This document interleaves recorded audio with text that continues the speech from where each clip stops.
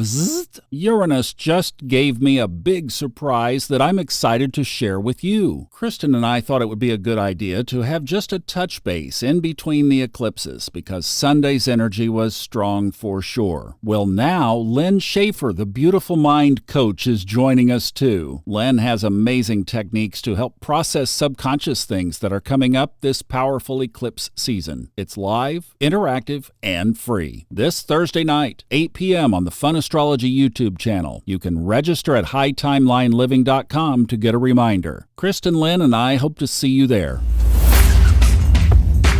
Welcome to the Fun Astrology Podcast. It's Wednesday, and that's our day to be checking in on how we doing, like a midweek touch base. This is for September 10th. Hi, Kristin. Hi, midweek touch base. I love it. September 10th. What are you thinking? Well, we've just passed the full moon eclipse, and so I really hope that everyone has been kind of rolling with the waves just because that is a time to just kind of let the universe, pull things or bring things in. Now, just remind our audio listeners that we are on YouTube with this because we're going to show a chart, but you can come over there, or we're going to try to be as descriptive as we can on talking about this so that you can catch it and understand it. We are going to the chart now, and a couple of features that we might point out. So here's our Saturn and Neptune. And today we have the sun conjoining the south node of the moon, and that is the definition of the moon wobble. When it either conjoins or squares the nodes, you back up from there.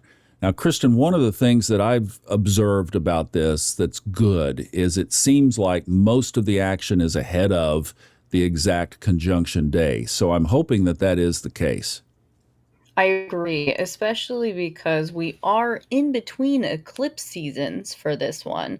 And so reaching today's point is a lot of the heaviness will now pass.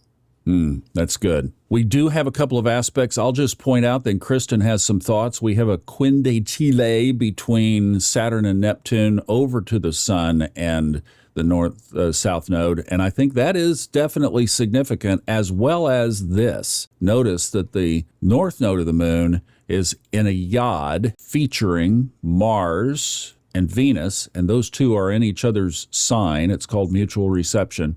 So I think there's just some powerful energy around this part right here. Yeah, definitely, especially because this yod is to the north node, and having the north node be the one in focus and having the definition of the north node be your future karma and the one that we're kind of pushing towards, there's some powerful energy that is being pulled there, especially since the south node is such a big part of the conversation, having the moon wobble be on the south node this time.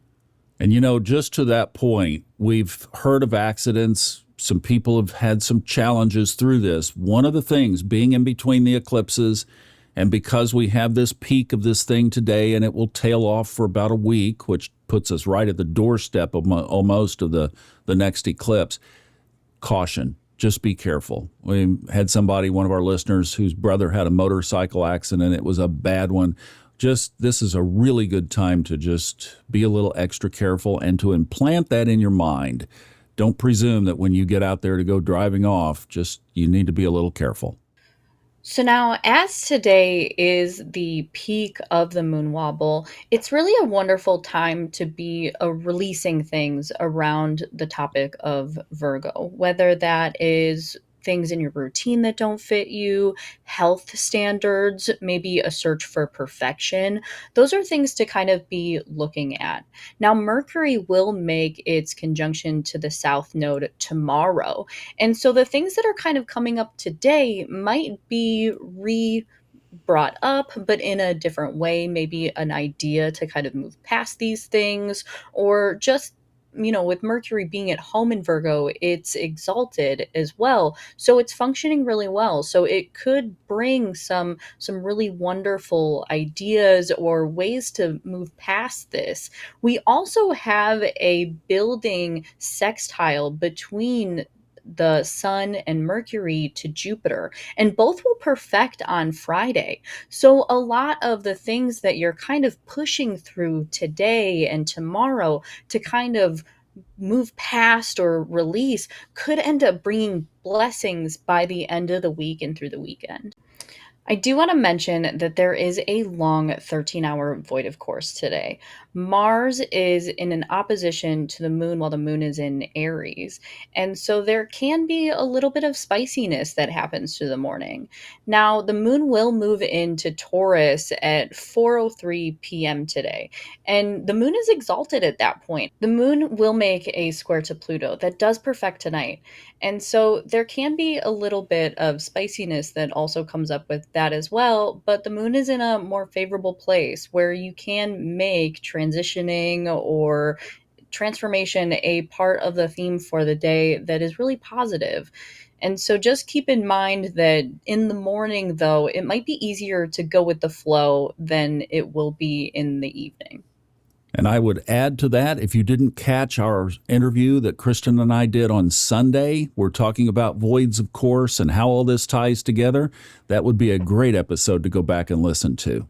Bzzzt! Uranus just gave me a big surprise that I'm excited to share with you. Kristin and I thought it would be a good idea to have just a touch base in between the eclipses because Sunday's energy was strong for sure. Well, now Len Schaefer, the Beautiful Mind coach, is joining us too. Len has amazing techniques to help process subconscious things that are coming up this powerful eclipse season. It's live, interactive, and free. This Thursday night, 8 p.m. on the Fun Astrology YouTube channel. You can register at hightimelineliving.com to get a reminder. Kristin, Lynn, and I hope to see you there.